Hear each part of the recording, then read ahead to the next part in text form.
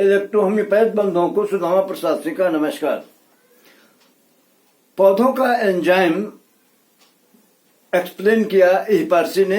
Electro homeopathy research centre institute ने बताया कि पौधों के पाए जाने वाले एंजाइम ही सभी रोगों का इलाज है।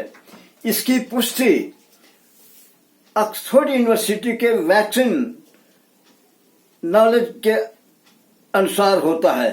वैक्सीन के मुख्य घटक एल्युमिनियम फॉस्फेट हैं, एल्युमिनियम सल्फेट है, पोटेशियम सल्फेट है, पोटेशियम फॉस्फेट है, फिर नाइट्रम फॉस्फेट है और इसके साथ पौधों में पाया जाने वाला एंजाइम भी इस्तेमाल किया जाता है। उसका नाम है सर्बिटॉल।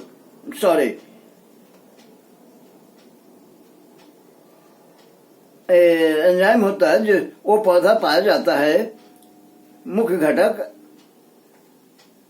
सर्बिटॉल में और एंजाइम होता है। आज के बताया गया है कि आरएनए में होता है और वायरस के एकल खुराक में उसके इंग्रेडिएंट मतलब सांद्रता कंसंट्रेशन 10 log -9 होता है। इलेक्ट्रो होम्योपैथी की स्टैंडर्ड औषधियों का जब हम 100% ड्रग स्ट्रेंथ करके तैयार करते हैं, उसको 450 ग्राम गोली में डुबोते हैं, पसा फैला देते हैं, तो 10 गोली में इलेक्ट्रो होम्योपैथी दवाइयां भी नैनो टेक्नोलॉजी को अडेप्ट करती है। नैनोग्राम होती है। नैनोग्राम का मतलब होता है 1 ग्राम का अरबवां भाग।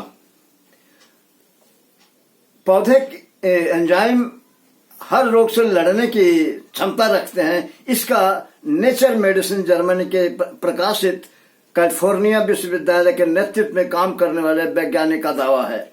उन्होंने दावा किया है कि नेचर कैंसर की दवा खोजी और उनका वैज्ञानिक का नाम चेरस है। उन्होंने कहा कि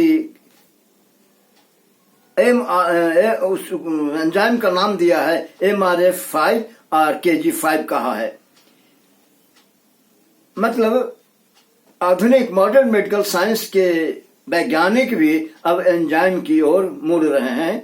और सीरम, फिर उदाहरण मैं आप दे रहा हूं, सीरम इंस्टीट्यूट ऑफ इंडिया का नवजात बच्चों से जो उसने सीरम लिया, पहले इनकार किया कि हमने नहीं लिया है, सीधे सीरम हम इस्तेमाल नहीं करते हैं, सीरम सीधे इस्तेमाल नहीं करता है। सीरम में मैसेंजर RNA होता है, न्यूक्लिक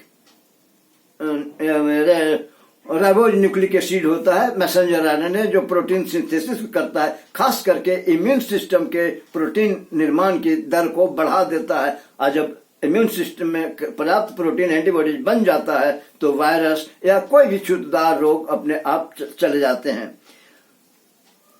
हम सभी जानते हैं कि RNAM ribose nucleic acid messenger एक कैटलिस्ट है। इलेक्ट्रो होम्योपैथी से लिया गया पौधों का एंजाइम भी कैटलिस्ट है। स्टैंडर्ड औषधि की 10 गोली में जो हमने बताया, 10 गोली में उसका कंसंट्रेशन होता है 10 log -9 नैनोग्राम की होती है। वायरस के लिए तैयार वैक्सीन की एकल खुराक का इंग्रेडिएंट भी यही होता है। अब आज ये पुरानी बातें, कुछ बातें एंजाइम के संबंध में छूट गई थी जो हम आपको बताया। पेंसिल्वेनिया विश्वविद्यालय के रिसर्च टीम का अध्यक्ष डॉक्टर हेनरी डेनियल ने भी पौधे के टिंचर को पौधों के से एंजाइम आइसोलेट करके कोरोना वायरस के लिए च्यूगम बनाया।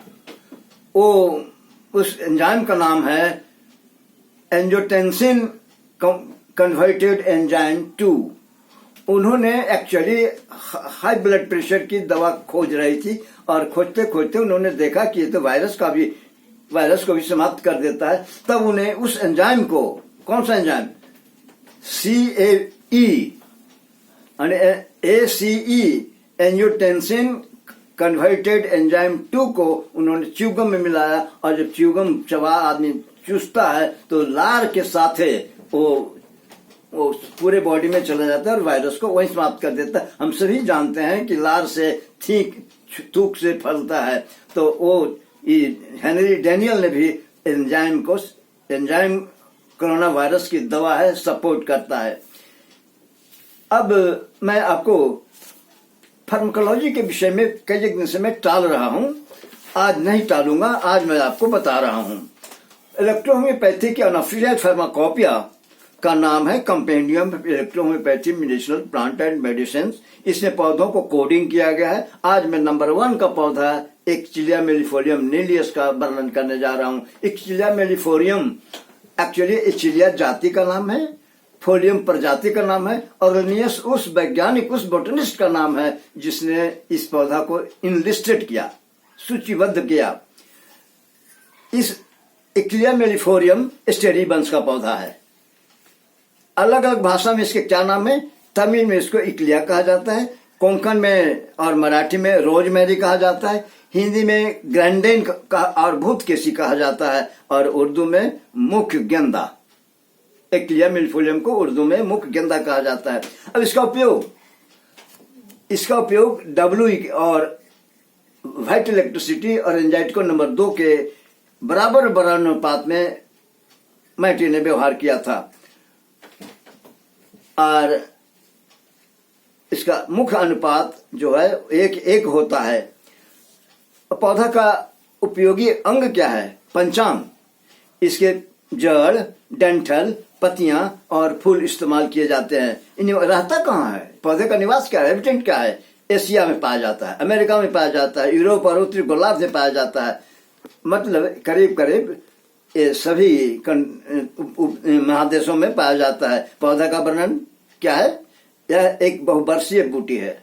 फूलों का रंग उजला होता है और गुलाबी भी होता है। पत्तियां का आकार बर्छी के समान का होता है। मैं आपको चित्र दिखा रहा हूं। सबसे किताब लाइए। अच्छा यहाँ मोटा मोटा मोटा, हाँ वही। मैं भूल गया था कि हमको आपको दिखाने के लिए रख लेना चाहिए था। देखिए,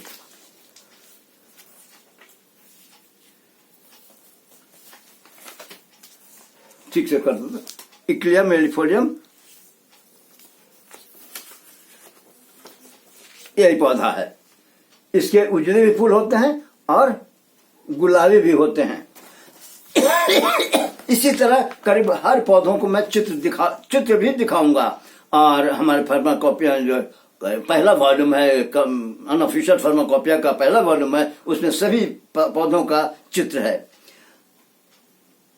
एक केमिकल इसमें क्या पाए जाते हैं? एचिलिन, मेलिफिन, कोलिन, बैसेसिक अम्ल, फार्मिक अम्ल, मिथाइल जो अल्कोहल है इसमें पाया जाता है, और टैपिनॉल, अलिनोलिन, पाइनिन, यूजोन, इक्लेप्टॉल, इन सभी का रचक एंजाइम भी इनके साथ रहता है जब हम टिंचर निकालते हैं। अच्छा, सबसे खासियत यह है कि एंजाइम अन्य इंग्रेडिएंट्स के बनस्पत अधिक जल्दी घुलता है। जल में भी घुलनशील है और अल्कोहल में भी, और यही नहीं, इसकी मात्रा एंड प्रोडक्ट से अधिक होती है और इसका एक्सट्रैक्शन भी आसान होता है।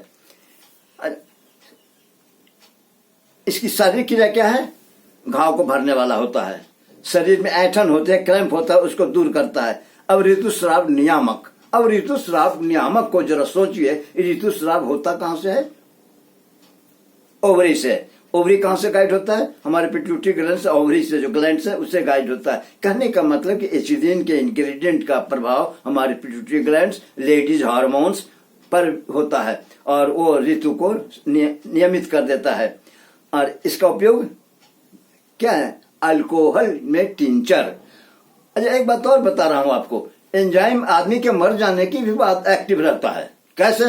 अगर कोई 100 है, आप उसको बर्फ पर 2 दिन रख लेते हैं, किसी अपने से मिलने के लिए उसको सुरक्षित रखते हैं, तो उनका दाढ़ी बढ़ जाता है, बाल बढ़ जाता है, नख बढ़ जाता है। कहने का मतलब कि मरने वाले व्यक्ति में भी एंजाइम एक्टिव रहता है। अच्छा, सबसे बड़ी चीज है कि डीएनए टेस्ट होता है। किसका? जला हुआ का नहीं, जो 100 दागृह कर दिया जाता है उसका डीएनए टेस्ट नहीं होता है। डीएनए के साथ भी उस आदमी का एंजाइम रहता है और कब्र से निकाल करके हड्डी से डीएनए जांच कर लिया जाता है। इसका मतलब कि जब तक सजीव को जलाया नहीं जाए तब तक एंजाइम उपस्थित रहते हैं।